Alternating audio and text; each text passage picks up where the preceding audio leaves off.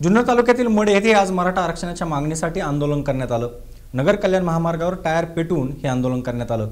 यावेळी मडचे सरपंच महेंद्र सदाकाळ, प्रदीप शहा, मंगेश पानसरे, राजू मोडवे, मोहन सदाकाळ व मराठा बांधव मोठ्या संख्येने उपस्थित होते।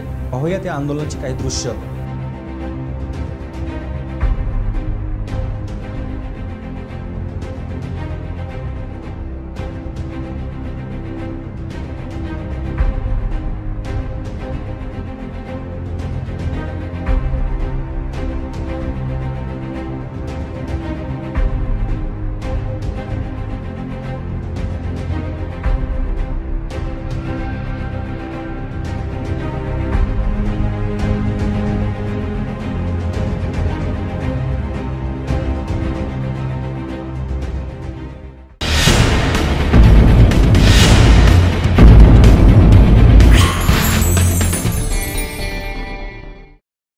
जुन्नर येथील शिवनेरीचा बुलंद आवाज, आपला आवाज जगात कधीही कुठेही पाहण्यासाठी यूट्यूबला आपला आवाज टाइप करून सबस्क्राइब करा आणि बेल आयकॉनवर क्लिक करून पहा ताज्या घडामोडी तुमच्या मोबाईलवर।